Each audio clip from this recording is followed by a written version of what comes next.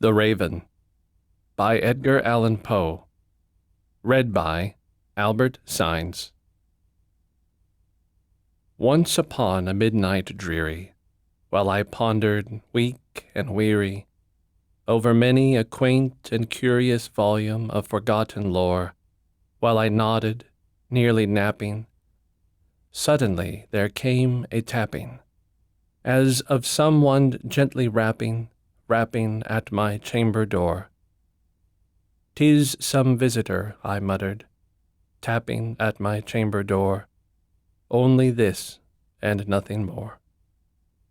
Ah, distinctly I remember it was in the bleak December, and each separate dying ember wrought its ghost upon the floor. Eagerly I wished the morrow.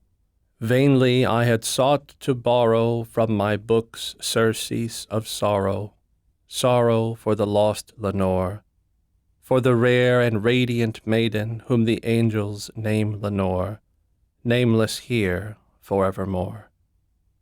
And the silken, sad, uncertain rustling of each purple curtain thrilled me, filled me with fantastic terrors never felt before, so that now, to still the beating of my heart, I stood repeating, "'Tis some visitor entreating entrance at my chamber door.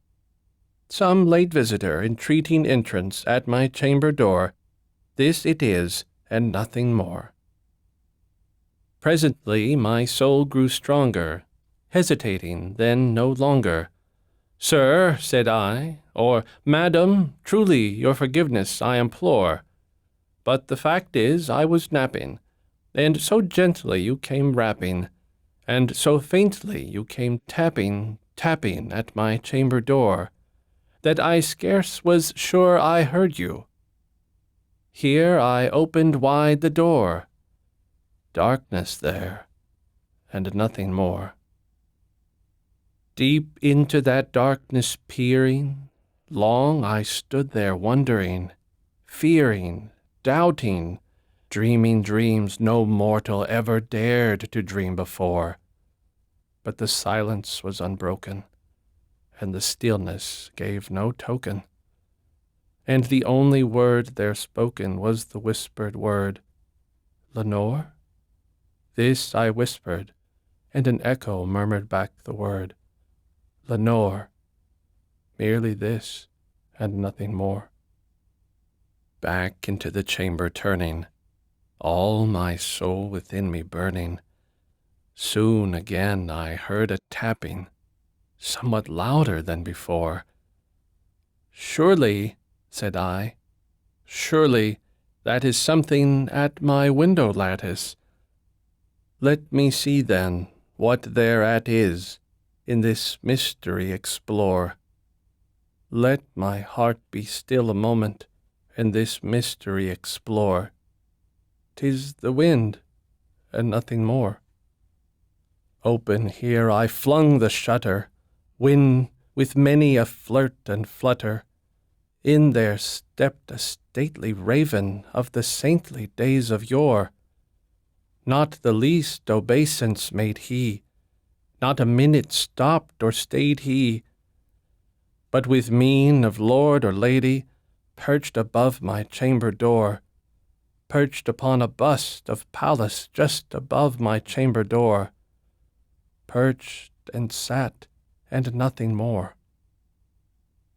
Then this ebony bird beguiling my sad fancy into smiling, by the grave and stern decorum of the countenance it wore, "Though thy crest be shorn and shaven thou," I said, "art sure no craven, ghastly grim, and ancient raven, wandering from the nightly shore.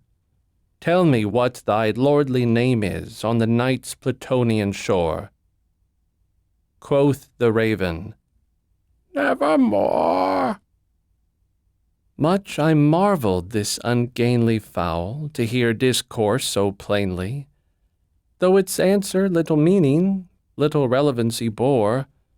For we cannot help agreeing that no living human being ever yet was blessed with seeing bird above his chamber door, bird or beast upon this sculptured bust above his chamber door, with such a name as Nevermore. But the raven, sitting lonely on the placid bust, spoke only that one word, as if his soul in that one word he did outpour, nothing farther than he uttered, not a feather than he fluttered, till I scarcely more than muttered, "Other friends have flown before. On the morrow he will leave me, as my hopes have flown before." Then the bird said, "Nevermore," startled at the stillness broken by reply so aptly spoken. "Doubtless," said I, "what it utters is its only stock and store, caught from some unhappy master whom unmerciful disaster followed fast and followed faster till his songs one burden bore, till the dirges of his hope that melancholy burden bore, of never, nevermore." But the raven still beguiling all my fancy into smiling, straight I wheeled a cushioned seat in front of bird and bust and door. Then upon the velvet sinking, I betook myself to linking fancy unto fancy, thinking what this ominous bird of yore, what this grim, ungainly, ghastly, gaunt, and ominous bird of yore meant in croaking nevermore. This I sat engaged in guessing, but no syllable expressing to the fowl whose fiery eyes now burned into my bosom's core. This and more I sat divining, with my head at ease reclining, on the cushion's velvet lining that the lamplight gloated o'er, but whose velvet violet lining with the lamplight gloating o'er, she shall press, nevermore. Then methought the air grew denser, perfumed from an unseen censer, swung by seraphim whose footfalls tinkled on the tufted floor. "Wretch," I cried, "thy God hath lent thee, by these angels he hath sent thee respite and nepenthe, from thy memories of Lenore. Quaff, O quaff this kind nepenthe, and forget this lost Lenore." Quoth the raven, "Nevermore." "Prophet," said I, "thing of evil, prophet still, if bird or devil, whether tempter sent, or whether tempest tossed thee here ashore, desolate, yet all undaunted, on this desert land enchanted, on this home by horror haunted, tell me truly, I implore, is there balm in Gilead? Tell me, I implore." Quoth the raven, "Nevermore." "Prophet," said I, "thing of evil, prophet still, if bird or devil, by that heaven that bends above us, by that God we both adore, tell this soul with sorrow laden if, within the distant Aidenn, it shall clasp a sainted maiden whom the angels name Lenore, clasp a rare and radiant maiden whom the angels name Lenore." Quoth the raven, "Nevermore."